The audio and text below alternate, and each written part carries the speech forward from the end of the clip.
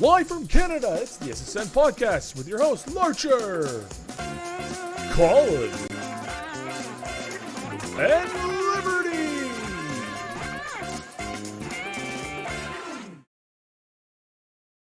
Here.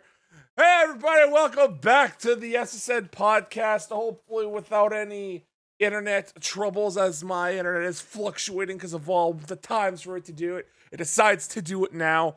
Fuck you, Rogers. Hello, everybody. I'm me. As you can see, the intro was dead wrong this time around. Like, holy shit, it could not have been any more wrong that I've ever seen. But, you know, we got Michael. He's over here. Got Liberty. He's down there. And then I guess we have Colin / Ashley / Will, the full chameleon. Multiple personality disorder. Lib, thank you, Tracy. Lib, you might not remember this, but there's a character. Well, I don't know if he must be a real Marvel character, but in the Spider-Man animated series in the 90s, there was this dude. He's literally his name was the Chameleon, and he was he was an albino bald pasty dude that, with the touch of his fucking utility belt, would able to transform into anyone. And I don't know if that's a real Marvel villain. I mean, you're the one who knows more about Marvel than anyone else here. But that's who Will is. He is the chameleon. Because you are the chameleon. It sounds like you're just describing Mystique. So that's except without a belt. So so I mean that was an X-Man thing. This was like an overall what I assumed was any kind of villain, you know, that could be in any kind of the Marvel movie or comics. But, so that is definitely a character now, but the newer version of him just wears masks that look like people. Really? That's it? Yeah, he just wears masks and does impressions, I guess. So what I'm hearing is what ScarJo did in Black Widow and also in Winter Soldier, as a pastime, as a hobby, is now what this main villain does. That's a little sad. Yeah. It's going to be the big bad of the new MCU, is a guy with masks who does makeup. Oh, you mean Ethan Hunt from Mission Impossible? Yeah, I was about to say. You know what, though? I love that in Mission Impossible, they embrace how, like, they do the mask like a couple times in the early movies, and then the later movies, it's just like a triple mask reveal at the end. Everyone's ripping masks off left and right. It's gonna be that gif of Sting pulling off the mask, and it's just Sting's mask under it again. Yeah. Oh my god, that's such a stupid fuck. That's back in the day when WCW did not know what the hell they were doing. Like, Vince Russo was just burying the company with stupid storylines, and they somehow thought Sting, the iconic looking Sting, could hide himself by wearing a Sting mask when the man had a specific build, a specific everything, and I don't even know what the purpose of the mask reveal would have been if it was to be unmasking Sting. But you know what Sting looks like because it's just makeup. I don't fucking know. I kind of want to go back and see that garbage in person just to see exactly what they were trying to do. It's oh god, that's But that is going for a big reveal. Yeah. It's me. It's like, what? But we know this. I don't. And then fucking Scorpion Deathlock, which is just a sharpshooter, but he just never wanted to call it that. That mask, that son of a bitch. All right. But speaking of Marvel, did you guys know that there was a final trailer for the Eternals? And more importantly, did you know that the Eternals was coming out soon? I guess. And more importantly, what? I gotta be honest. Soon is soon.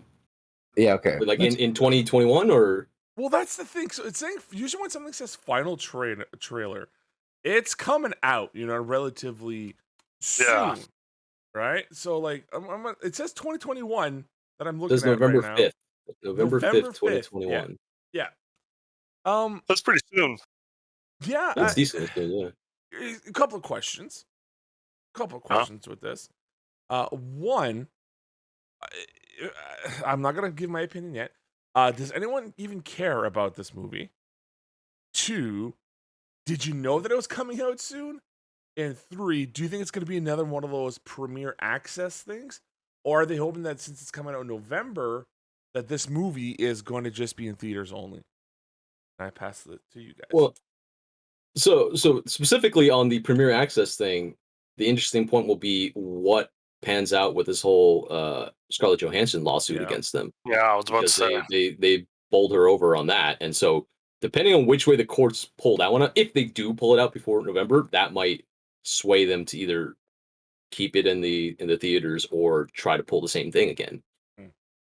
And so that's it's going to be something that comes up in the next month or so as they figure out the damage control on that. Because at the very least, the publicity of it is terrible for them. Just seeing that their own actors are pissed off with them, so they might avoid that just for the sake of not pissing people off again. But then again, maybe Kit Harington and Angelina Jolie and them don't have that in their contract, so they don't care. Mm-hmm. That's true. But I mean, like, thinking about it though, like the new Fast and the Furious movie came out to theaters only, and I think it still made it. I think it made its money back. I'm assuming it did because it's a Fast and the Furious movie. Yeah, exactly. I don't know if the Eternals has the namesake to keep that profit. For me though, and I this might just be personally, I'm way more excited for Shang-Chi that I totally forgot that the Eternals was even coming out. Yeah. Like it's like we have this really awesome kung fu movie coming out with cool characters and shit and abominations in it. And it's like also we have like this fake Justice League Squad movie coming out on a different planet. And it's like, okay, not like to diss the Eternals, but like who's ever like, oh yeah, my favorite storyline in Marvel is the Eternals storyline, like it's. Well, I mean, they're going for trying to catch lightning in a bottle again, like they did with Guardians of the Galaxy, where they just brought this thing that nobody that didn't read the comics knew what it was, and then it became beloved to everybody, and they're just hoping to recreate that again. And I don't know the story of the Eternals. I haven't read it. I don't know if they have a tiny little cute raccoon as well that you can have Bradley Cooper play, but they're hoping that they can do something like that again. I think that's the bet that they're going with. Do you know what the Eternals... Actually in Eternals the tiny raccoon is Vin Diesel this time? Yeah. So does he still say "I am Groot" though? That's all he says. Yeah, he does. It's his contract. Yeah. But they didn't actually get him back. They just kept the sound bites. And and all they do, it's not even actually like a new footage of Vin Diesel. It's just they cut him out of like Fast 9 and just implement him as a miniature in the movie. It's just a bunch of clips from all of his past movies. There's like a little Riddick in there. There's some pacifier. There's the quality, like the visual quality differs because depending how old. One of them, Saving Private Ryan, Vin Diesel, where he's just sitting on the ground bleeding out. They didn't even try to like match it at all. Like it's one of them's cropped differently, and sometimes it's not even cropped. It just goes to a different scene completely from a different movie. There's a vertically filmed phone footage of him playing the piano, singing. And there's an extra shot they forgot that it's him getting high on set or something and trash talking The Rock. Oh my god. They put that in the movie. Yeah. Fuck The Rock. Dude, have you seen the beef between these two guys? Like, it's really funny. It's super stupid. Oh, dude, so one of the things that makes me laugh so goddamn much, it happened a couple of weeks ago while like Vin Diesel was still doing pressers for what is it? They're on Fast 9 now, right? That's what they're on. Yes. Okay, and the Rock, the rivalry between him and The Rock got brought up with Vin Diesel, and fucking Vin Diesel goes, and it's like, yeah, it was a real challenge to play with to act with The Rock. I had to like really force him for one scene. I really needed to like force out his acting expertise. I need to really get like Machiavelli on him so that I can get the best performance that I could out of that guy. And it was a struggle to do that. And then everyone's like, "What, Vin?" Okay, first of all, this is a Fast movie. Shut the fuck up. Like, what are you on about? Second of all, The Rock can act. All right, Dwayne The Rock Johnson is an actor. I'm sorry, Vin, at this point, you play one role, and that's Vin Diesel. Like, there is nothing else for you. And then during the Jungle Cruise pressers, someone brought that up with Emily Blunt and The Rock. and The Rock straight up just laughs on screen, and he goes, ha, ha, ha, ha, yeah, I it being kind of like facetious a little bit and condescending, but at the same time, he's just like, yeah, that's funny from Vin, that he would say that, and pretty much confirms it in the way that he was talking, which was like, I wish everyone in Fast and the Furious, the best of luck with all their future endeavors without me, and just ends it there. And then Emily goes up to him like while they're still talking, and she goes, "It must have been so hard for you to pull out that role out of you. It must have been so hard for you to really invest into it." And like even Emily Blunt's just shitting on the fucking Fast franchise, and I'm sitting there, I'm like, "Oh my god, man! Like this went from like a couple of tweets to just this whole thing." Oh my god, dude! And I'm sitting there like, I don't think I've ever seen that much beef actually be put out to the public, and no one is being like, "Are they gonna fight? Like The Rock and Vin Diesel are at it again?" Like it's not even nothing like that. It's just like, oh, it's just so one-sided though. It's literally like, it's like it's Vin trying to punch up. Trying to attack The Rock, and The Rock's just like, I'm not even there, bro. Like, I might as well call me John Cena because you can't see me. Well, it's like two really rich actors who we don't like. Okay, we like The Rock, but do we care about The Rock? Not incredibly strongly. So like, it's like when they have beef, it's like there's nothing to be invested in. And on top of that, it's fucking Vin Diesel, bro. He's been in like 2 good movies. Like I don't mean to shit on Vin Diesel movies, but in the 90s, in Saving Private Ryan, everybody was like, damn, Vin Diesel can kind of act. And then he immediately threw that away because he just chose not to act for the rest of his career.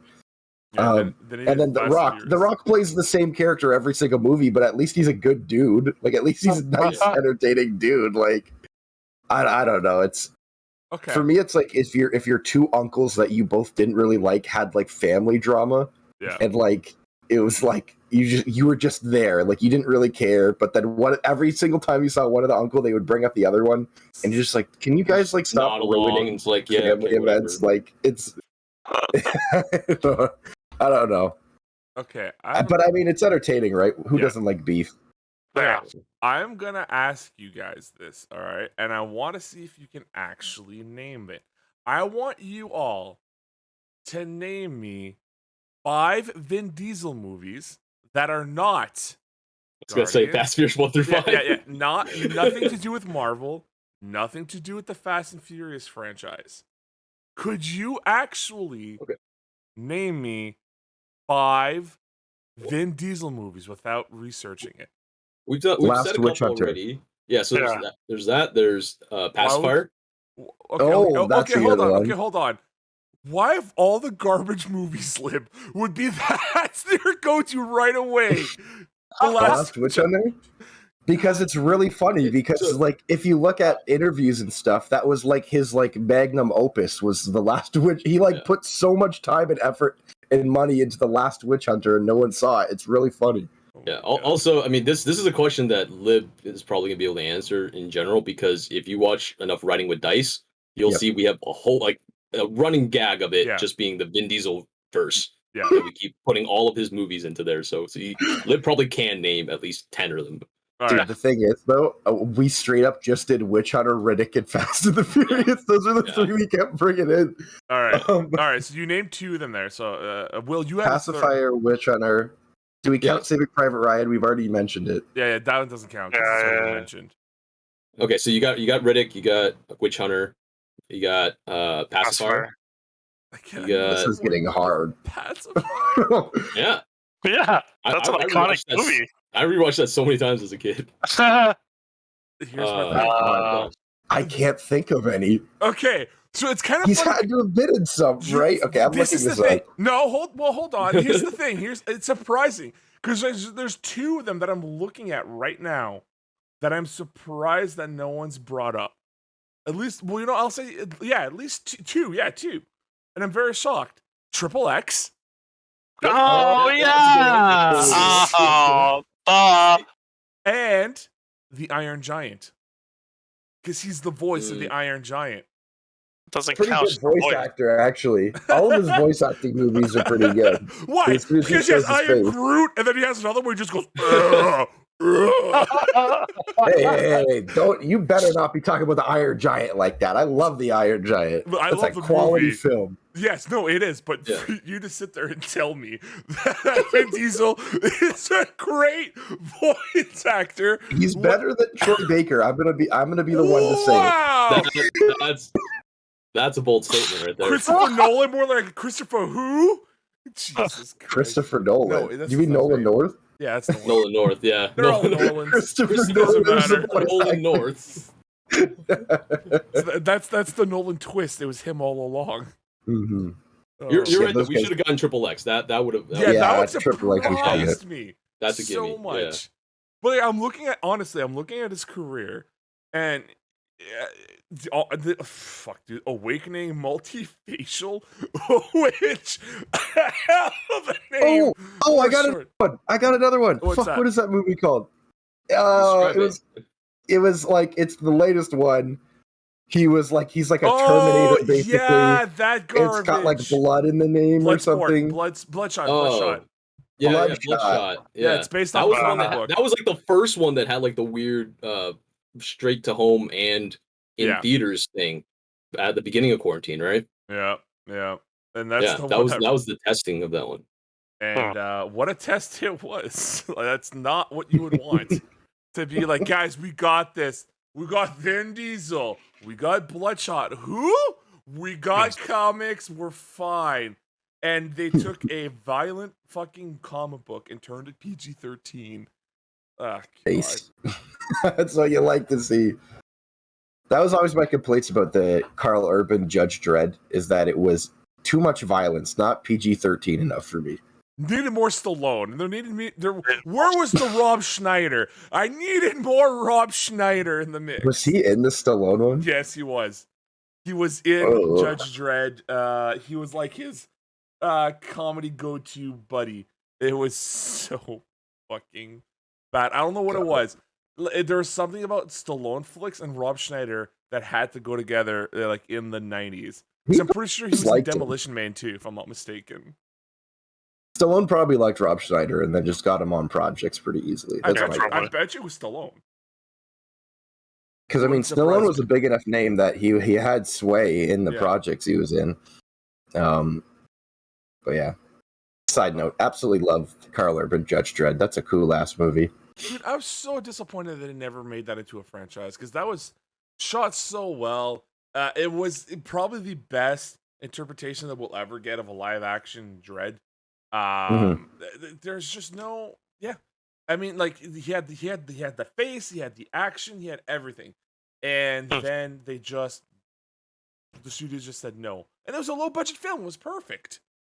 I heard a complaint just from a friend about that movie, and their complaint was that they didn't find Judge Dredd likable because he wasn't much of a hero, and I was like, that's the fucking point though.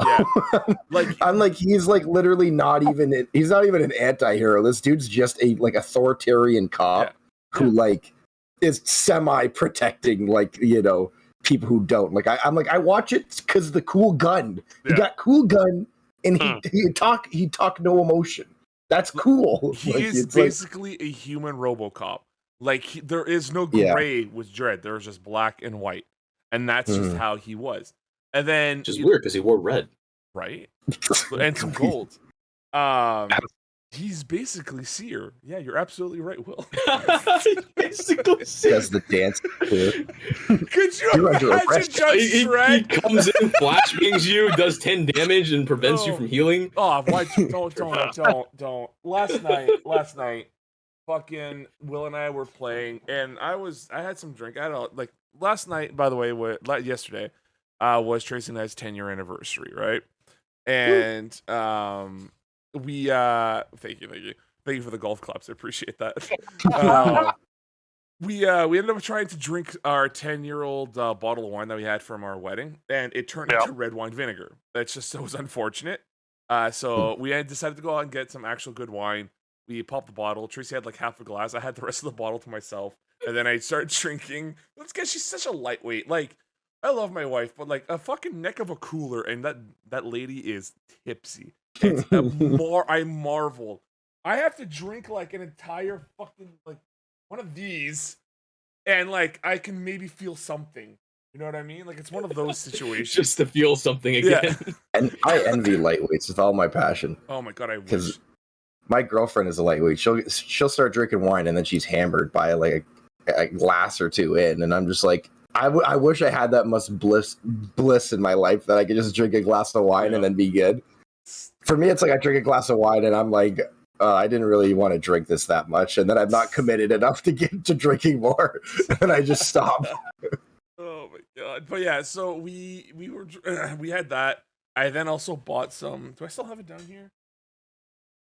I still have it down here. Maybe I don't. Japanese whiskey. Yeah, I ended up getting a Japanese whiskey, which is really, really nice. By the way, Japanese whiskeys, man, they are one of the smoothest things that I've ever had. That is, they're basically Scotch. Yeah, like I cannot speak highly enough of them. But they have the right taste, which is nice. You know what I mean? But anyway, I was having that, and I was playing games with Cass, Will, and myself, obviously. And at a certain point, I was so tired, and I was getting a little bit tipsy, and I was just getting frustrated with Seer because fucking Seer has too much going for him. For people who don't know what we're talking about Apex Legends. Hey, welcome to the patch notes segment of the SSN podcast, where we sit down and we talk about things that really piss us off. In this case, it's fucking Seer. One of the most broken fucking characters in a video game that I've seen in a long time. Where, for people who don't know, Seer can sense you with his heartbeat sensor. He's basically fucking Pulse from Siege. Unlimited amount of that, too. Unlimited, because that's his passive. He has a cone ability that will, if hit by it, will flash you, do 10 damage, reveal your position, how much shield and health that you have, and stop you from healing or rezzing someone. And then he has a dome ability, which then, if you are moving or shooting, unless you are crouched, that's the only way you won't get detected. But if you are in that dome and you're shooting or moving, you will be detected at all times. Your footprints show up. Yeah. Wow. People fucking bitched about Lion in Siege, saying that he was so broken because he was wall hacks and da. Motherfucking Seer comes in, who is a worse bloodhound in the sense that he's a better bloodhound, and he gives you everything. It happened a couple times in a match where I was down to like less than 10 health. And I was the last one alive, or Will was the last one alive, and he's stimming himself up where I am, and the fucking cone ability comes, 10 damage, I'm dead. And I'm like, I can't. Or I'm fighting someone, and I get flashed white, and my screen goes completely white, and it fucks me up, and now I'm not looking at the guy that I was shooting anymore. He's now next to the side, and I won't win the fight at this point. The man has too much going for him, and you also died to the 10 damage last night, too. Fucking stupid 10 damage. It's so fucking, like, it's too much. The guy should only have one of those things in his cone ability, not all of it. Well, so I've made the same argument about Clash for the longest time. That they shouldn't be able to do damage and slow you and have a full shield up at the same time. Like, it should be one of the three, maybe two of the three at the most, but you shouldn't get all three of those things. Same thing with Seer. Either give him the flash, give him the reveal, or give him the damage. Don't give him all three. Yeah, and if it's damage, then up the damage at that point. You know, because obviously 10 damage isn't enough. But yeah, like if it's gonna be a cone ability, just do something. Just do something else. And it's funny that you mentioned Clash because they basically took what you said and they're like, yeah, we understand what you said. You don't want them to have a full shield.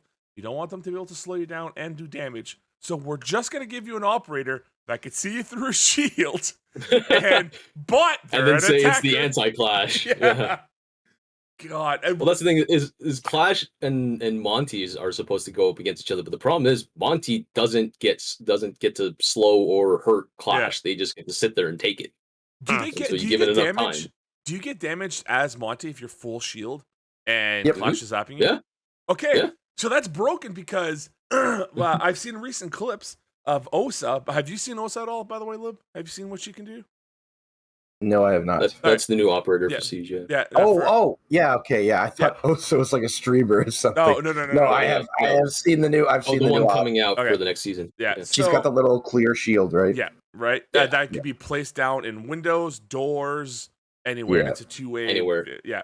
Well, because it's a shield, Osa, like an actual portable shield, she can slap it to the ground, and then if fucking Clash comes and pushes you and tries to zap you, you cannot get hurt by it because that shield will protect you from it. And if I remember, I think this might have been a quick fix, but I'm pretty sure there was a clip of Osa standing there with the shield because you can just stand with it, like a portable shield. Yeah. And it covers you from head to toe if you're crouched and you can't take damage. A Clash tried to zap that Osa, and they still took no damage. So Osa has now become a anti-Clash, but it feels like that ability should have gone to Monty to kind of buff Monty in that sense. Because Monty, he can't do anything when he's full shielded except just stand there. Versus Clash, who, as Will has said, can slow you, can hurt you with that damage, and also technically has full visibility of the enemy team whenever, like when they're pushing. Versus Monty, who just goes, "I'm a big shield man," and that's it. And now the days of a Monty plant are almost gone because the rework that they did on Coastline. So you cannot. The discussion that I had a while ago on the patch notes of can he still do the Monty smoke plant in service entrance? You can't.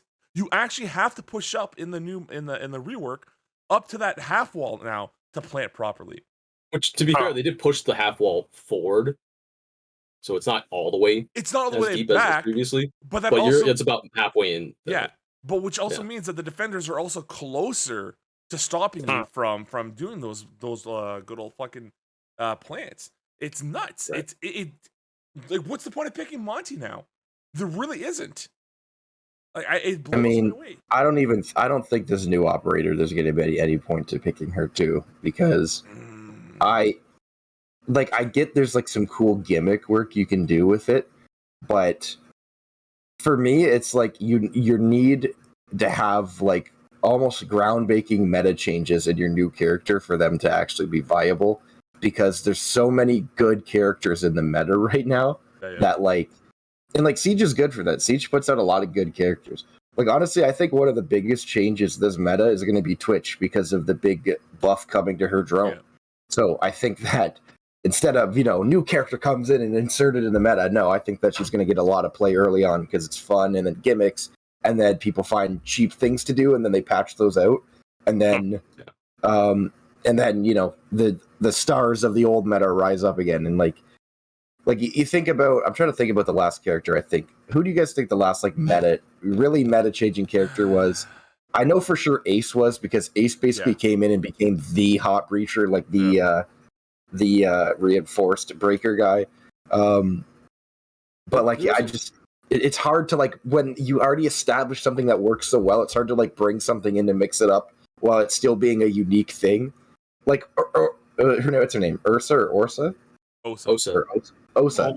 She's a unique, she has a unique thing, a placeable shield that she can use like an actual route shield. Really unique, but meta changing? I wouldn't say so. I don't think it would. So that's the thing is that there's meta changing, and then there's slightly altering the pick rate on things. Like, for instance, Doc took a hit in pick rate as soon as Thunderbird came out, because it's a more effective Doc, and I don't think that's a bad thing necessarily to have it where there's people that play Doc since day one, they're all Doc mains and everything, and then get them to consider playing this new character just because that they have a more effective gadget on there. Like, that's not a bad thing at all. It's not meta changing, but you don't always have to do meta changing things every season, right? Because you do that, then eventually nobody even can recognize the game anymore. Yeah, exactly. Right? I agree.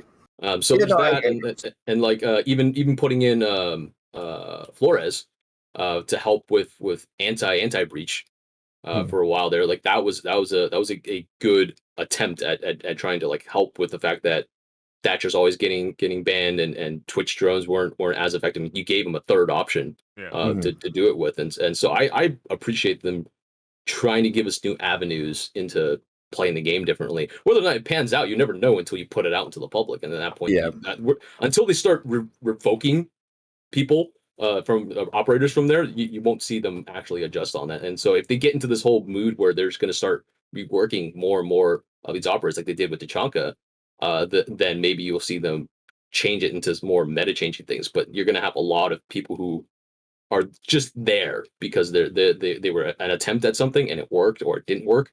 And then you're only going to get a handful of the aces that are like actually meta changing. Yeah. And they never put that out with the intention of it being meta changing either. They put it out because they thought it was a neat idea and it happened to be, right? Like the game decides, the community decides whether or not it becomes meta changing. Well, that's very true. So to go with what you were saying, Lip.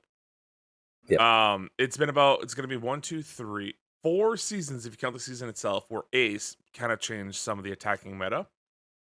Defender wise, I would say it is 1, 2, 3, 4, 5, 6, 7, 8 seasons now, and that's kind of being Melusi. You could consider Melusi kind of changed the meta a little bit, but 8 seasons ago was when Mozzie was brought in, and then you had the mute Mozzie meta, which a lot of people 8 seasons ago. Yeah, that came out. Yeah, because we had Thunderbird, Rooney, Melusi, Oryx, Wamai, Goya, Warden, Mozzie. I would say Melusi was 2 because Melusi had a crazy high ban rate. She was pre nerfs and stuff. Her shit was so fucking annoying to deal with, and like so here's not easy. With saying that, is it really meta changing if she's always banned? It's like Thatcher. You can't even consider Thatcher into the meta anymore because the man's never fucking played, and that hurts me because I love Thatcher.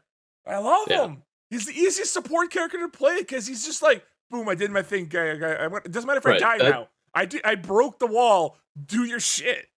Yeah, that used to be one of the go-to, like if you're just learning how to play a game, like just play him. You can't hurt your teammates with it unless you literally bonk them in the head with the grenade. And all you have to do is just be around, and when they tell you to throw it at some electricity things, you throw it out there. Like that used to be the easiest character to play, but you can't right now. No, I mean you can probably play it in quick play because you can't ban in there, but in like unranked or anything like that, he's always gonna be banned. Yeah, which means that's why me and my buddies we play unranked and we always ban Blitz every single time just because we think it's really funny. I've played with you and your buddies, and you guys are toxic assholes. That is 100% we'll ban Blitz Tachanka every single game because we do not take the game very seriously in unranked. Because we try ranked and we get too pissed off, so we just play unranked. And like my one buddy is like, he loves Callie, and we hate what he's like.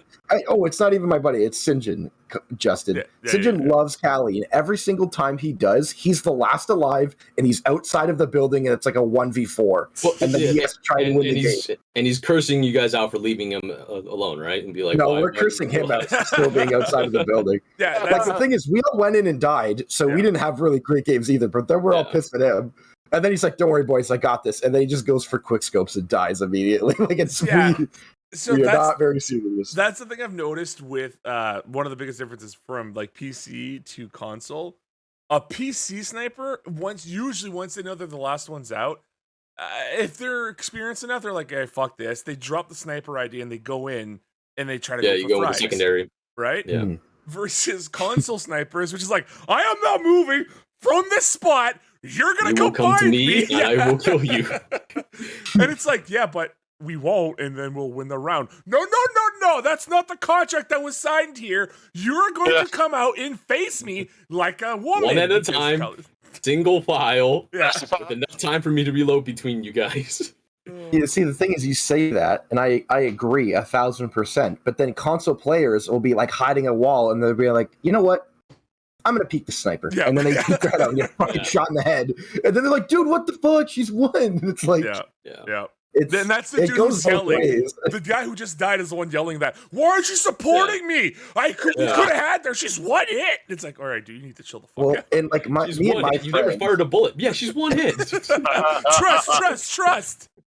Me and my friends are stupid enough that we'll be into like a 1v4, 1v5 situation where it's one sniper left, and then me and my buddy will be like, all right, let's go rush her. Like if we go twice at the same time, you can't kill both of us. Yeah, right. If you guys line your sets up. Yeah, right.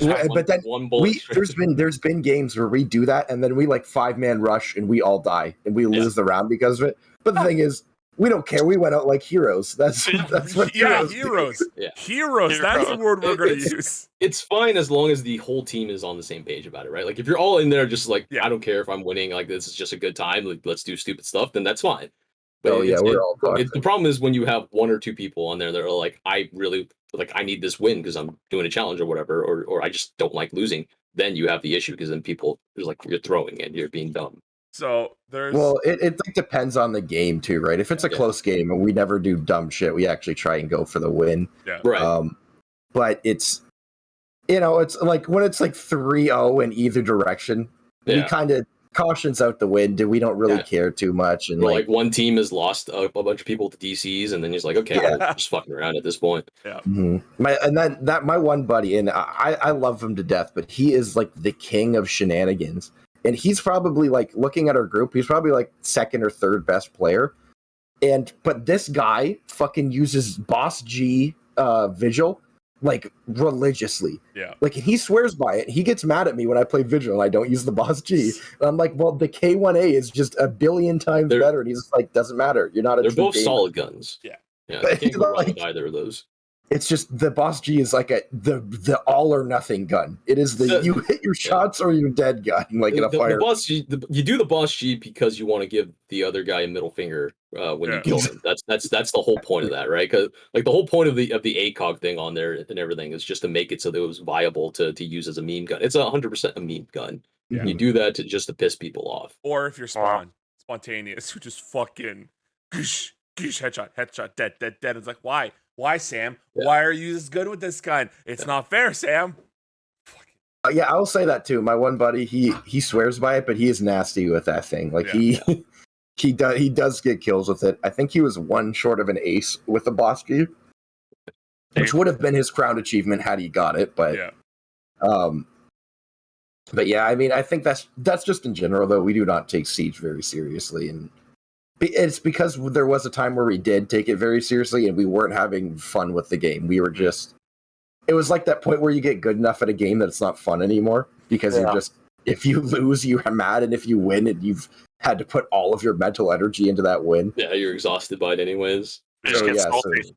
Exactly. So we take it less seriously. I think Unranked literally saved us because we hated playing the casual game mode. But then ranked, like our imaginary ranked points got us too mad. So then Unranked came in and saved the day, and then now we have fun doing that. I wish more games had that sort of game mode, but I also understand how it's not really easy. Yeah, well, I mean, if you can get yourself in the mindset where, like you said, it's an imaginary point. Like I still, I still have my car, my house, my money in my bank at the end of the day, even if I'm ranked, bronze or copper or whatever. Or if I'm ranked Predator, I don't give a shit. Like, either way, it's the same thing. So if you get that put into your head, rank doesn't matter. It doesn't mean anything. I think it's more so now for me. It's the other people in the game, like playing with randoms and stuff and ranked. Because like randoms and unranked, they'll get pissy at you if you fuck up. But then randoms and rank will send you death threats if you fuck up. It's like Jeepers. It's also dedication because on Xbox, they have to sit there.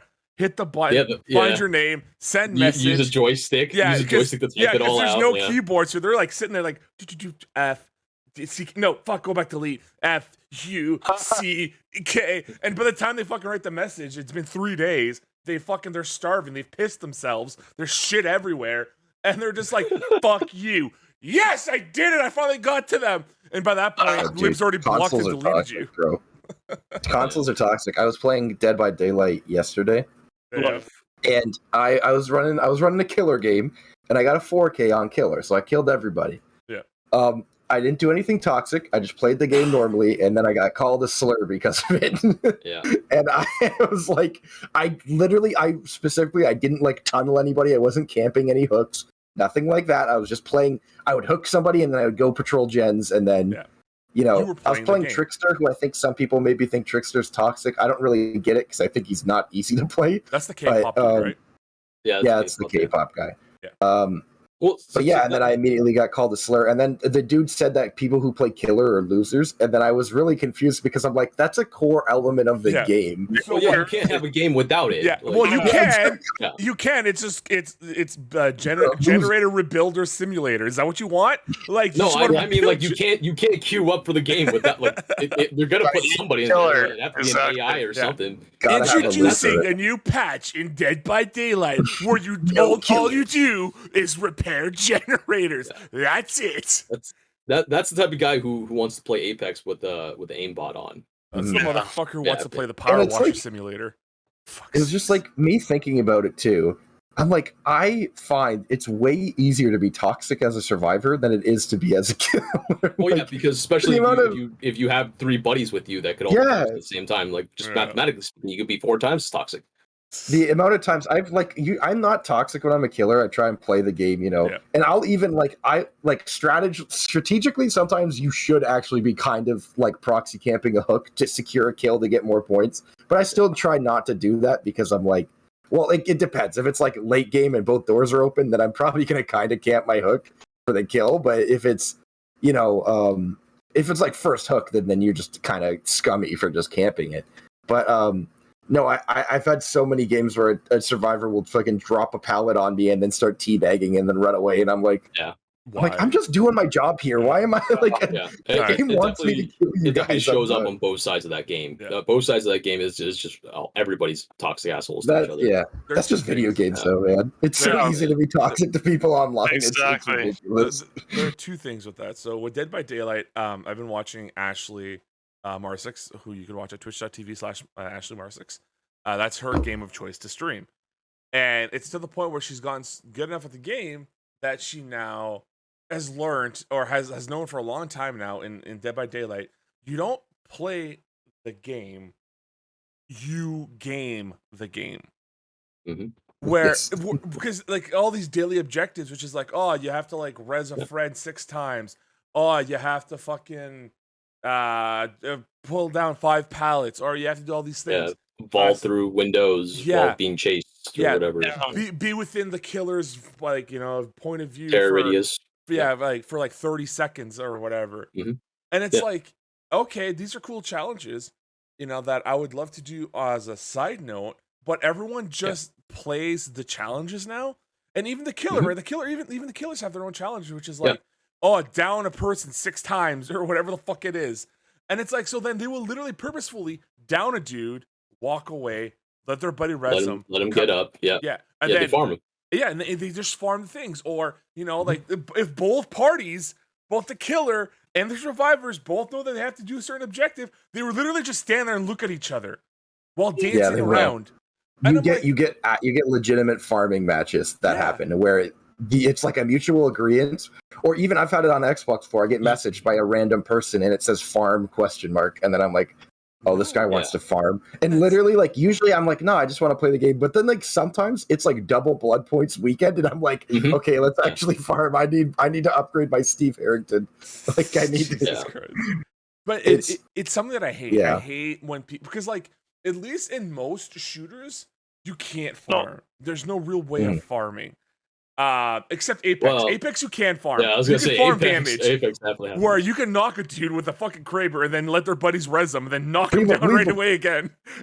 Like you can't do that. Oh my god! And that's the worst in Apex when it's an agreed upon thing where you see clips of it on the subreddit where there's different teams that have just met up and they do this like we're gonna crouch dance in front of each other and then they decide to just farm each other off. Yeah. And that's how they get up there. Or they get up to 4K badges or whatever the fuck. I love the when you're with your friends, it's in the final fight, and then they're like down one, and then they're like go. You're like no, let him pick him up, and they're like what? You're like I'm 200 away from my 3K, man. I'm 200 away, please. Just let him pick him up. And it's like it's so bad. It's so bad. Yeah, but I mean, who wants it at that point? Like, I mean, if you're not going to do it the right way, there's no point of it. If you gotta farm for it the whole time. It depends. Like, I think the one time I related to it was because I was pissed off at my team, and it wasn't because we were trying to farm them. It was just because my one buddy, I was like, leave them to me. We were so ahead in the game, and I knew this team was weak. and I was literally 150 away from my 3K badge, and my one buddy just goes in and pops off, and I'm like, "Are you fucking serious?" He's like, "Hey, we got the dub," and I'm like, "No, well, we did, but I didn't do it my way." That's different. Like that's you're trying to get an accomplishment the right way, and you're trying to ask for someone to give you. That's like saying, I need the shields, let me finish him. Yeah, right? exactly. Like I don't find that to be an issue. I find it to be an issue when you've gotten the other team to agree to it, and you're both like taking time out of playing the game the normal way to do it. That's an issue. I just had a flashback of there was one daily challenge or weekly challenge, whatever it was. I had to perform one finisher, and I was playing with Will. And every time we would down the dude, I'm like, all right, here's my chance. And both Will and I would forget. We honestly would forget that I was doing that challenge. And Will would finish them. Or like Will would kill them. Like, no, don't kill them. And then the dude dies. I'm like, fuck. And Will too's like, oh shit, I forgot. I'm sorry. I'm like, it's fine. I forgot too. Until the last bullet kills the dude. It went on for like an hour of just every, because normally you down someone and then either you leave because you got other people to worry about, or you have a moment and so you finish them off for supplies or whatever. Yep. And we did a whole bunch of that where it was just we kept on forgetting, and then as soon as we hit the button, I was spamming escape to get out of it, and then somebody else would kill us, and then we wouldn't get it anyways. It was always the same thing, which was we both talk about, all right, like, because Will even says like, oh, it's one finisher, that's easy, we're gonna get that no problem. It like took us an hour. Yeah, it took us a fucking hour because we kept forgetting that I had to perform a finisher every single time. Oh god, it hurt. It all hurt almost as bad as this segue to our sponsor. Booyah fucking cha. Hello everybody, just a reminder that this episode of the SSN podcast is brought to you by us, of course, because who else would it be? It's not going to be that Smooth My Balls people, because we're not going to accept their money. This is to let you know that shit talk them like multiple times. If you want to go ahead and go to patreon.com/AlexNetwork, you can go ahead and sign up as little as $1.20 US or $2 Canadian, which is basically just a cup of Joe. If you want to support us that way, it's always awesome.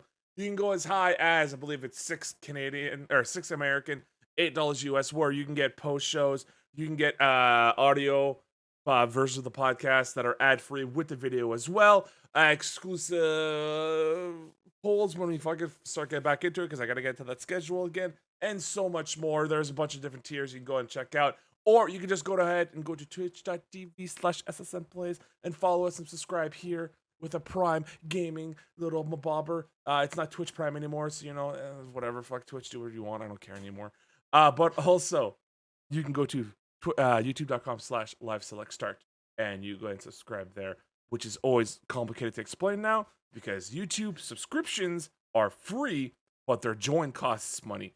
But you don't have to worry about that part, because we don't have that garbage. We just have subscriptions. It's just a little side note that it always drives me nuts. And also, we are having a giveaway, which has already been mentioned earlier in the chat, where on August 28th, which is next week, you can go ahead and be potentially the lucky winner. One person will win an Xbox Series S.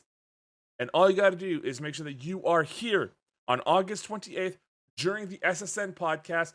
Pay attention to what the commands are going to be, and you can go ahead and win yourself that. And we will ship it to you no matter where you are. Just to let you know, I don't know if this matters or not.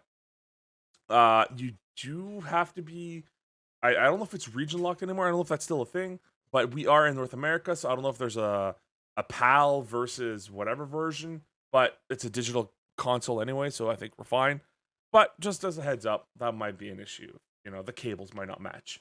If you're in Britain and you win this and you go to plug it in, it's like, mate, cunt, I don't understand. And you're just pounding into that plug and nothing's happening. But you don't have to worry about that. Just buy the adapter. You're just targeting Matt at that point. Yeah. But, like I said, be here August 28th at 1 p.m. Watch the podcast and pay attention as to when we will reveal the secrets of the universe to you. Segue down. Now, Michael, you've been sitting there. You've been sitting there kind of quiet. And I want to bring this up because it was mentioned before the podcast that you decided to rub your ass on stream pretending to be a cat while playing Skyrim. Do you want to explain that, buddy? Yeah. Well, so I was streaming Thursday, and I was playing Skyrim VR. trying to test out the VR and stuff like that, which is really cool, by the way. If you don't have a VR headset or if you got one or don't use it that much, I definitely suggest doing that at least once in your life because it is awesome. But yeah, so at one point, what was it I was doing? Oh, we came up to these stones. So when you're starting the game, you go from Helgen, you go down the path, right, to Riverwood, and you end up going to these 3 stones, pick one of them to get, I think it's like a perk or whatever. So I was like, well, I'm a cat because that's what we chose. This black cat with, what was it, rings in my ear? Oh, no, I had the Fu Manchu with rings in it. On it. Yeah, so it was really sick. And so I had to pick one of the stones, so I picked the Thief Stone. Well, I'm a cat, and I'm like, should I be doing like a ritual or something here? Because there was like this light that just shot up, right? So then there I am. They're like, yeah, do a dance, blah, blah. So I'm like, ooh, like that right behind me. And I would guess I was a little too close to one of the walls or something like that, and I was rubbing my butt up against the desk or something. So it was actually pretty fun. Yeah, you gotta watch it. Yeah, it's clipped. That's right. We got 2 clips. Yeah, well, I made a command for it. Exclamation point meow. Right. Nice. Yeah. No, it's great because like the hands are even like black and cat-like and stuff like that. It's really funny, and you got the hands going, so super fun. Yeah, definitely. It was a fantastic moment because we didn't even have to like try to convince him to do it. We threw the idea out there and Michael just ran with it. He was like, yeah, I'll rub up against it. Exactly. Why not? No, I'm a zero cat. hesitation. Yeah, I'm a cat. I gotta act like a cat, right? Yeah. No. Yeah, that was a good stream. Yeah. You don't have to. You don't. But I do. Just because you have goggles that makes you feel like you're really a cat doesn't mean you're going to be sitting there licking your assholes and taking a shit in a litter box, Michael. That's the next thing. Yes. There we go. Next week. That's what I'm going to do. Start licking my butt. Okay. This isn't... okay, first of all, I'd be amazed if you could reach down there and lick your own asshole, okay? First of all right, so I was gonna say you should keep that on OnlyFans, but you can't even do that anymore. That's for your OnlyFans. Yeah, but you can't even do that anymore because, like, if you guys don't know, that's one of the most natural segues I've done in a long time. OnlyFans is gonna be prohibiting explicit sexual content starting in October. So it's very weird, sort of like that. Like they're very odd about how they word it because they're saying that they won't knock you off just because you have explicit content, but they don't allow porn, and so it brings up the question of like, where does like a topless photo then become porn? Oh, if it's gonna be what I would imagine it to be, it's going to be like, there cannot be. We're gonna be clinical, but it's gonna sound dirty because I'm old. But like, there's not gonna be insertion. There's not gonna be foreplay. Like a lot of that stuff is gonna be gone. It's gonna be foreplay might still be there, but like there won't be any penetrations. There won't be any explicit graphic detailings of certain things or so kind of like rated R versus rated X in movies. Or like softcore versus hardcore porn, right? Yeah, that's really what it's gonna be. Brazzers versus La Bleue Nuit, whatever, Le Bleu Lune, whatever it was back in the French Channel days. All that softcore porn it's softcore porn that you get to watch when you were a kid at the tender age of like 12 or 13. I didn't do that. Yeah, for us, it was fucked up, man. At Quebec, at 11 o'clock, not even like midnight, at 11 o'clock, not hardcore, but softcore French porn was kicking on. For like 3 hours or like 4 hours, then it would just die. And then you'd have to wait until the morning and they'd restart their program. It's like, you were watching 3 hours of softcore porn? No. I just know because different times you watch it. He wasn't watching. He was invested in 3 hours. Exactly. Before with VR headsets, it was the softcore porn on the gross porn channel. Don't tell Michael that there's hardcore porn on VR, please, because that's gonna be. There we go. That's what no. God. You're gonna lose him for the rest of the podcast. Just be him with a VR mask on, like, and his arms moving outside. My dick's finally big for once. Yeah, no. I mean, this is like Ready Player One, and this one too. Ready Player One porn version. I've never lasted this long. Mika, come check this out. Look how big I am. feel like I'm losing myself in the digital world. Yeah. Like you're just watching shit tons of VR porn. You're not losing yourself. That's the great thing. There's no refractory period in the digital world. So I have to be constantly hard. Yeah. You're like the spokesperson for the VR in Ready Player One. Yeah. Guys, listen, there's no refractory period in the digital world. And that's when VR finally becomes like $1 trillion company for all the perks out there. Oh god. Oh man. I mean, I hope that any creator that is doing successful with what they're doing on OnlyFans, good segue back. Good turnaround. I was gonna say, I think that they should, go with their own website, try and create their own avenue for whatever they're trying to do. It's what it is, right? It's right. like OnlyFans. Make your money, Well, it's the same thing. Like this is the tried and true explanation of back in the day, like your College Humors, your Penny Arcade, your Rooster Teeth, Achievement Hunter. All these places did not start on YouTube. They had their own video hosting. They had their own subscription-based services, right? Where you can pay a premium fee, you can get discounts in the store, or early access to videos before the public does, and all that jazz. You get a bunch of stuff like that. And OnlyFans is literally a small segregation of that, just made free for people to go ahead and use. Same thing with Patreon. Same thing with YouTube. And then there is a premium version of it that you can go and pay, which would then support the content creators, and the company itself takes a small portion of that for themselves. And that's cool, and that's rad and all that. But it is this idea of this is why you can't put all of your money into one service, one free service. Because one day you gotta diversify. Yeah, that's one day Twitch will be gone. One day YouTube will be gone, or they'll be so strict with their content that you will never ever get noticed on the algorithm unless you are fucking Ryan's Toy Review doing the same goddamn thing that you've been doing. You're fucking 35 years old. You're no longer a kid, but you're still pretending. So it's kind of fucking weird that you're wearing shirts that are way too tight and you're still trying to be a kid. Your parents are dead, but who's recording? I don't know. But Ryan's still there, opening up those goddamn giant eggs and pretending that he doesn't know what the fuck's inside of it. You're very upset about that. Jesus.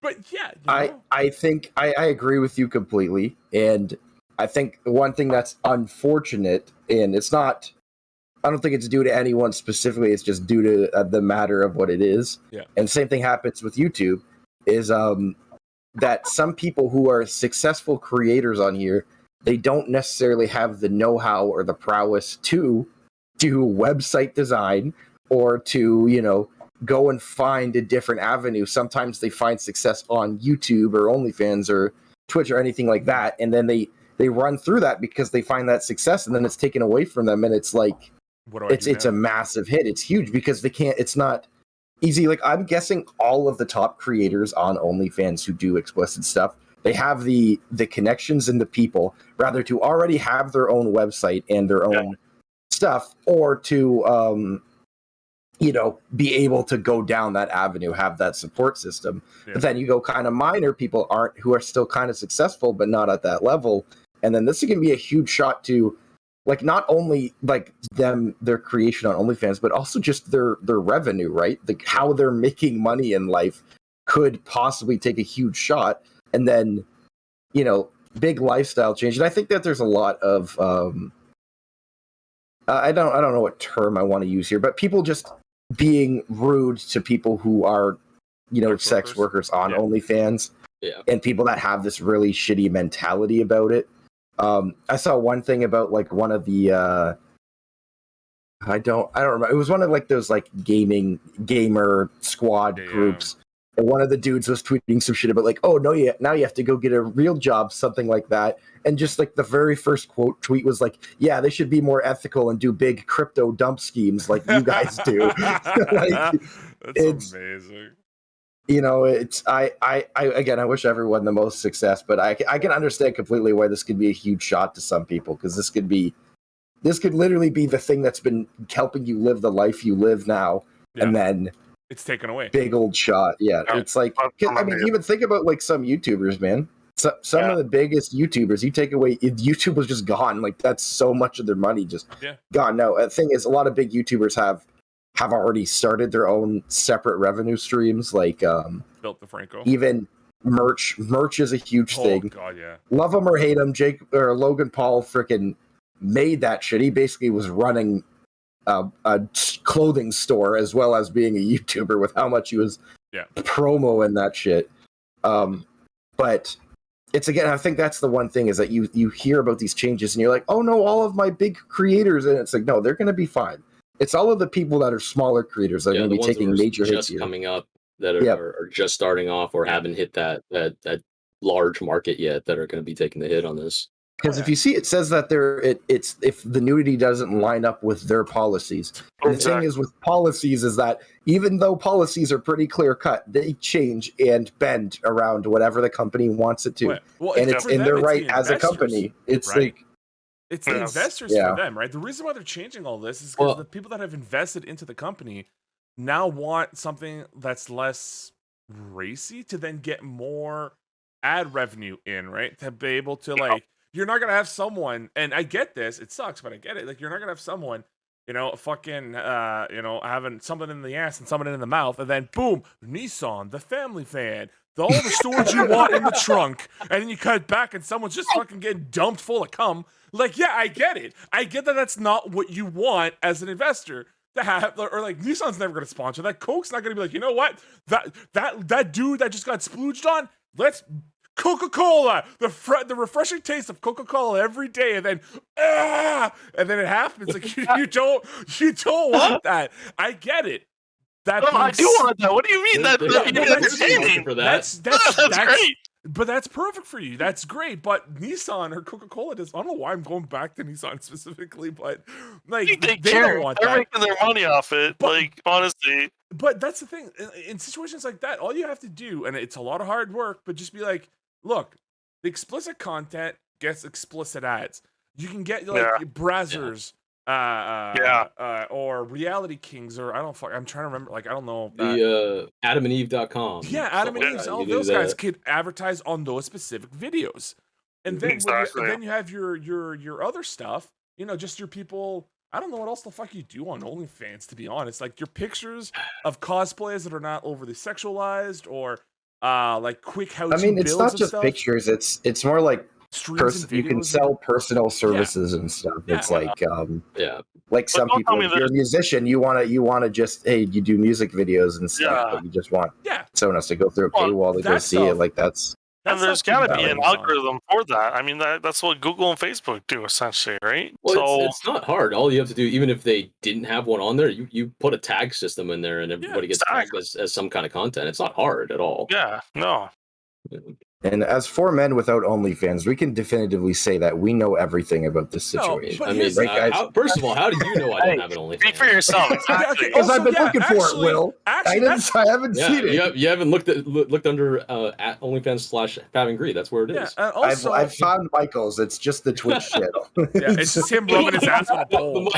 Michael's is just that clip from the cat video. That's all it is. Yeah. Also, that's kind of sexist of you, Steph, to assume that men can't have an OnlyFans, all right? Just back off, sister. Okay. Because we can have whatever we want, all right? If I want to get splooged on with a dildo in my ass and have people support me, you know what? That's my own prerogative. And it's just because I do that in private and ask Tracy to record it, and there's no Tracy, it's all been a figment. She's just a paid actress, all right? Who cares, all right? That's just what I do. You've been throwing your voice this whole time for 10 years.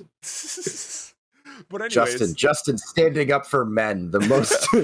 most slighted group of history. Also, but no, it's also just the point. It's also just the point. Like, yes, we are all dudes, but it's not like we are definitively saying, no, you can't have sex on OnlyFans, or no, you can't do that. It's us. And we were saying the opposite. Yeah, you were talking about splooging a lot, actually. Yeah. You were talking about a lot of men getting splooged on specifically. Liv's connecting the dots. You're talking about wanting men to have sex.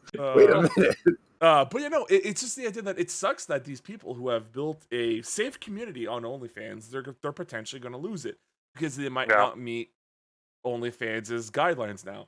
What's interesting though is they've already launched it, but they're promoting it more and more now. of basically, I think it's like only FTV or something like that, or only something like that. OFTV, I think it's what it is. OnlyFans OnlyFans TV, television. which is basically Patreon, Oh. and it's them being like, oh, if you want to support these content creators on our site, go ahead and go to this, and then they'll have special projects, and you can pay a monthly subscription that to help support these. But it's like, that's what OnlyFans is. That's exactly what OnlyFans is. It's people paying a monthly subscription, or I guess you can pay per video or per picture or per product, whatever it is. It has both, where you can do the paid subscription, or you can do the model where it's like per post and you pay for that. And then you can support that content creator. The only difference is Right. OFTV is strictly family friendly. That's what the whole push for OFTV is. It is meant for like your Mr. Beast. They're trying to like streamline it, which is a weird choice. I think it might tank the revenue a bit. Why are they even bothering with the policy change if they're trying to go that route already? That's what I was gonna say. Yeah, it's to have that image. It's to be like, we are maintaining that we are a safe and welcoming environment for youngins or families to come in and watch stuff. I should have started with that. Well, so that's the thing, is that they're trying to handle this, but without having to recreate a new brand. Yeah, basically, because what you could do is you split it off, you give it a different name, you grow that brand. You can even cross promote if you want to on there, but you would have to start from the ground up. And they're trying to take the easy way out essentially on here. And this is going to be the interesting part about this, is they're doing this in part to help with their investors and trying to keep that in there, keep the revenue going from there. It'll be interesting to see how much revenue they're going to lose from people who leave their platform because of this. Because even before all this was announced, there were other apps that weren't as popular but do the same thing. I think Fan House was one that is basically the same thing, but just made by a different company. And I think Fansly is another one that you see floated around now that everybody's freaking out and going, well, they're going to close this down. So here's 5 other sites that I've signed up for that do the same thing, that aren't going to prosecute me for whatever content I'm putting up. So it'll be interesting to see the numbers on how much they actually made or lose. Yeah, 100%. It's interesting to me because obviously, like, shifting towards something less racy, more applicable to everyone. Yeah. I understand that, but you think about their platform is that access to content like that is behind a paywall. And the thing is, if you're trying to make it more like, you're not reforming the site for, out of safety or necessity, right? Because kids go on YouTube and can find weird shit on YouTube, and then we all go, hey, that shit shouldn't be on YouTube. That's really weird. And I think that's kind of a valid argument because it's so easy to access. But for a kid to go on OnlyFans and then steal their parents' credit card and charge it to someone's OnlyFans, and their parents not know, and it's like that specific paywall is like, for me, that paywall is more of like a, you have to be 18 to access this than anything else. Now, the thing is, obviously, that you have to be 18. That rule is bent all the time, every single day, by people. But like, it's weird to me that you found, instead of supporting a model that has worked for you and has generated revenue, you're trying to reshape it for. But I mean, I guess that's not even in their hands as investors, right? And I was looking up articles on them. They already are lacking in investors and struggling to find investors in their company. So I don't know what they're trying to accomplish, because it seems like the one thing they had going for them is that they could create an easy way for people to promote and publish, their like personal sex work on it, and then to kind of go away from that model. Is it just going to be a worse version of Patreon, a worse version of YouTube? It's because, think about it. If I wanted to go watch someone's videos, I'm going to go. I don't use OnlyFans. I don't subscribe to anyone's OnlyFans. So that already concept is not in the realm for me. So especially for watching just someone's videos or something like that, that's very much out of the realm of possibility for me. So I'm not their target demographic, or I'm not who they're targeting. They're looking for people that will spend money on it, but I don't know. It's So here's the thing too. On a business side, you kind of touched on a couple things. One of the biggest primary ones is OnlyFans' biggest income has come from sex work. It has literally turned into like a 2 million or well, we could safely say $1 million profit for them and the content creators on there with those sex workers. And for one of the reasons why it works so well is because, and a lot of people are like, oh, you could just go to Pornhub and you could just go to YouPorn and you just continue putting your content there because they have like a premium subscription fee there too. The difference is there is a branding, there is a scarlet lettering, as you could say, of, oh, you can catch me on YouPorn, you can catch me on Pornhub. And it's like, well, that's porn. That's gross. Like it's an automatic stigma that gets added to it, right? You feel dirty as a viewer going to the sites because you want to support. Even though this is what you're going to go see, there's just something a little bit more upfront and too personal about it when you see stuff like that. Versus when you just go, hey, I'm just go to my OnlyFans and you can support me with whatever I do there. Because again, these sex workers could potentially not do a fucking stream or pictures or videos or whatever of them doing something sexual. It could end up being an AMA. It could end up being them just fucking chilling and talking to their fans. It could be them sharing something that they really enjoy in life that has nothing to do with their profession. You try doing something like that on those specific pornographic sites, you're not going to get the same support. All you're gonna get are those fucking idiot dudes who post the comments because it's all about anonymity. Oh, I love to fucking put my dick between those tits. And it's like, dude, you just like shut the fuck up. No one reads your comments. Who fucking cares? And like also just porn sites in general tend to have some unethical qualities about them and have very much been a part of things like sex trafficking and the abuse of young women. Okay. So OnlyFans is kind of like a straight to avenue of supporting somebody where it's I mean, like on OnlyFans, it's more of an ethical practice of their self-created content that they're in a definite safe envinement. It's like I get it, I do understand it and why it feels as though a better situation for it. So it is kind of awful that it looks like they're just chopping it away completely. Yeah, it seems like they're turning their back on their community. Yeah, exactly. That's like saying people that made the money. Twitch decided that they're no longer going to support gaming streams. Like it's only podcast streams and how-to streams or whatever. Yeah, we're like one step ahead, that boys. Would be ridiculous. we're fine. We're fine. Like 2 out of the 6 days that we're on live now. They just decided they no longer want cat people rubbing their butts against the door. Come on. Mike is bad. So much content lost. Oh man, but it is an interesting idea that like it's YouTube tried doing this where they pretty much they went from like it's the Wild West except for pornography and violence. Right. You can't have that on our site to like.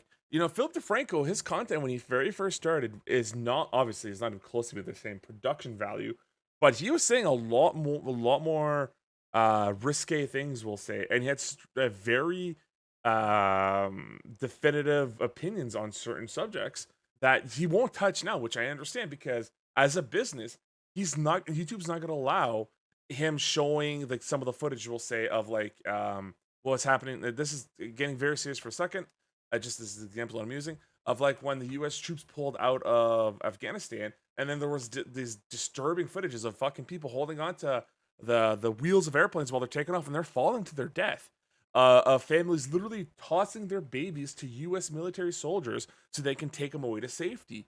If you were to try to even show some of that footage now, for Christ's sakes, when the people stormed your building, the Capitol building, right? I think that's what it was. Mm-hmm. Like, not my building, but you know what I mean. Like for U.S. citizens, it's this idea. He can only talk about it. He can't even show the footage because YouTube literally suppressed some of his news videos about it, and like he can't be as open as he wants to because of that. Same thing with Twitch. Twitch has their guidelines.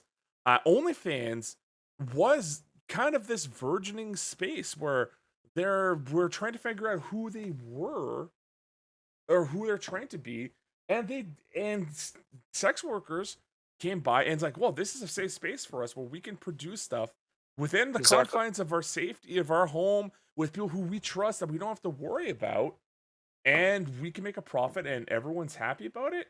And honestly, a quick fact, male or female porn stars don't make that much money. They make good money, but they have to literally work more than what you would think they would have to in a month to be able to make a good living, versus them doing this stuff here. It gives them a chance to relax and actually be humans, like just live and enjoy their lives. It's nuts. Yeah. And even if it's not like the primary income for it, like just having supplemental income is always a good thing as well. Even if it's especially like in the age of the pandemic where a lot of people lost their primary source of income and then they have this thing to fall back on. And so in that sense, that's kind of like the people who have a day job and then still do podcasts on the nights and stuff like that. And it's overall it's just hurting everybody what they're doing on it. And it can wind up being like the way YouTube did it, where you remember there's a certain point where even like Achievement Hunter and them, they started censoring out the bleeps in their videos, started censoring out curse words and stuff because YouTube was demonetizing things that they couldn't put family friendly ads on. And that was a whole big deal for a while there. And so if you go the same route as that one didn't wind up being as bad because I think they pulled back a little bit on how harsh they were on things.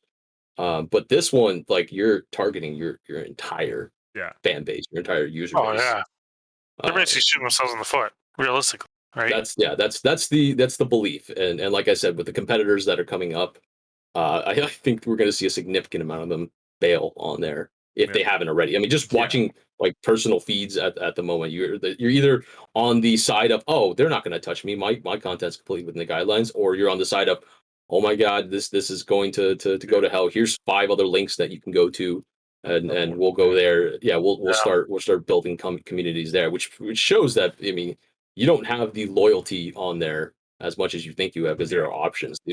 People are just using this one because it was the most well known. But the second you've decided to turn your backs on them, they're willing to turn their backs on you as well, and they should, honestly, because in the end of the day, it comes down to whether or not they have money to live off of, and that's the important part. OnlyFans has already shown that they're not incredibly committed to their user base. Yeah, because there's already been multiple instances where they turn their back on their user base because of whatever reasoning and stuff. It's like, what was the one thing, like this one celebrity went on there and she got like a ton of subscriptions and stuff, but then didn't really post anything. So then they did a complete overhaul about like capping, like limiting money and stuff like that, and they applied it to everybody. So it was like they clearly are like, it feels though they don't have a whole ton of care for their actual users. And I think that when YouTube did their big monetization change, it felt like that too. It felt like they didn't give they didn't truly really care about their users. I feel like Twitch has been pretty good with their changes with users. The thing is, you can't please everybody. I understand that. Yeah. But in this instance, it feels like you are very much going against some of. And the thing that just doesn't make sense to me is that if you start limiting your users and your users' ability to use your site, you're already limiting people's ability to use your site. People's want to use your site. Like, it's, I don't know. I don't understand the change, and I hope that we haven't seen it truly in action yet. And I hope that once it actually starts to be implemented, maybe it's not as we think, and it's actually more supportive than it is. So I mean, this is a slightly pessimistic viewpoint on it, but I feel like a lot of these types of big declarations that companies make, they make them for the sake of, well, let's see what the public reaction is going to be on it. So they like shoot for the moon, and then when there's enough backlash, they walk it back almost immediately. Oh yeah, like there's been plenty of those. Yeah, there's been plenty of those types of things. Like even like the Tumblr thing where they're just like, oh yeah, we're getting rid of all all pornographic stuff on Tumblr, and they make the announcement just for the sake of seeing what everybody's going to react on there. Is it going to be positive, negative? Is everybody going to not care? Can they just get away with it? Yeah. And instead of people putting in like proper time to actually research what your fan base thinks and do focus groups or whatever, however they usually get that information,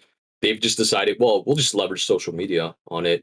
And I mean, any publicity is good publicity, even if it's just people shouting about how bad this is. Because if you say you're going to do it and then just don't do it, then all is forgiven because the internet forgets. Can't be mad at me. Yeah. It's like, just a joke, bro. It's just a joke.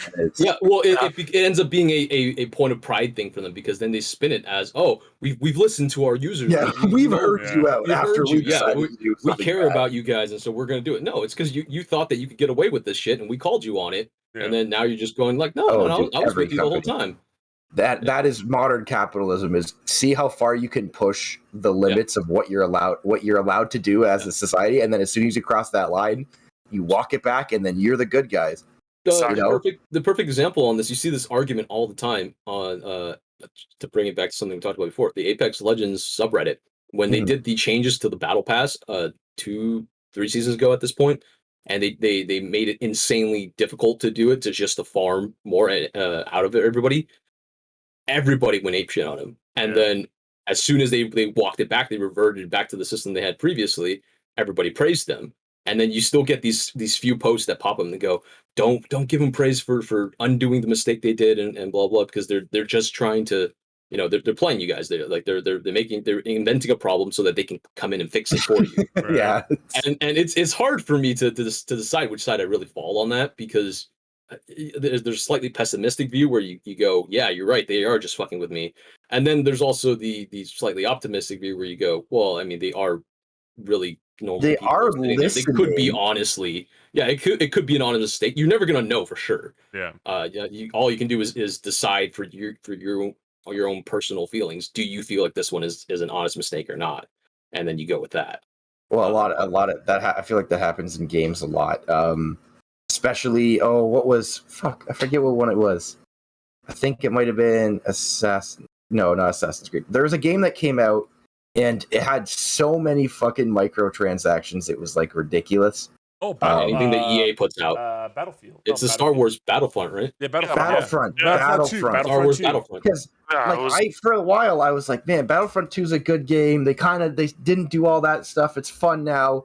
But then I think back about it, they tried to get away with making that game pay to win in its purest form. They genuinely thought they could, as a business, do that. Yeah. And yes, they went back and they turned it over, but you can't forget that, because the thing is, there's no way that you can do that and just be like, stupid. You're a company. You know how business works, and you know how the revenue would work. So when you make like playing Darth Vader behind a $20 paywall, you have to understand what that means to its players and stuff. But you still thought, as a company, we could get away with this. We could do this.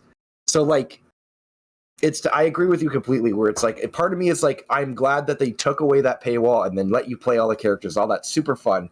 But at the same time, they did try to get away with it. And I think that's a big thing for me, is I try to look back on the fact that I'm just a consumer to these guys. Like, as much as they care and they want to make the changes and stuff, I'm a number to them. I'm a number that provides revenue for them. So ultimately, at the end of the day, I have to be more pessimistic, because as I want to be a user and a buyer who is smart about the market and understands the ethics of it. You feel naive otherwise if you exactly. Or like when you see other people that go, no, they are doing their best. Like, no, it's a multi-million-dollar company. They have way more than enough people that could have told them that this was a bad idea, which implies that somebody did, and they went with, but we're going to do it anyways to just see if anybody calls us on it. Exactly. That's how you get away with things on here. All right. Mm-hmm. All right, so we are just about time, and there's one post-show thing that I want to bring up. So before I go, we all go. Is there one last thing that you want to mention before we go to the post-show? Here's your chance. Let's start with Michael, who's been oddly quiet.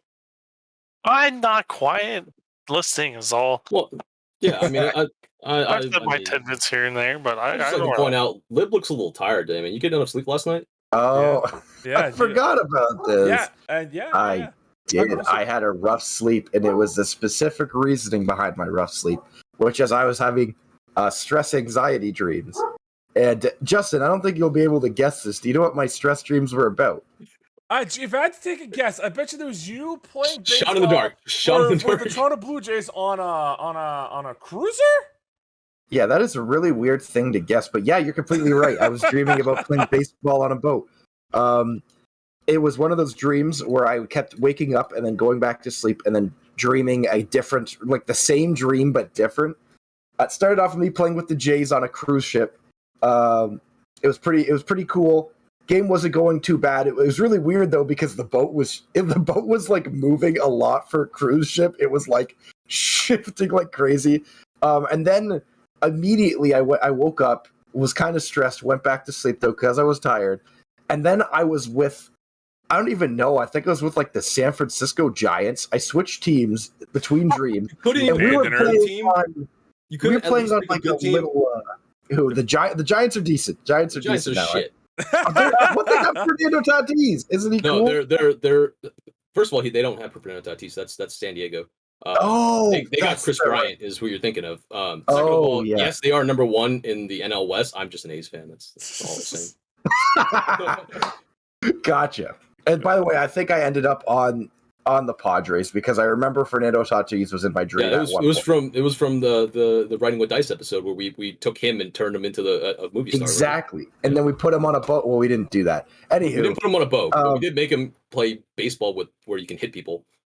Yeah, we did do that. That was not in my dream though. Baseball. But in my dream, the second game we were on a I forget what it's called. You know the shit that the Mickey Mouse Steamboat Willie, whatever, Steamboat? Like, that's what I was on. A steamboat. A steamboat with a paddle, and it was really small. And this dude kept hitting the ball just off the side because it's like a foot over to his left, and they kept calling it a home run, and I was really pissed off. I was like arguing with the ump. I'm like counting them as home runs. Yeah, I was like, dude, what are these calls? This is garbage.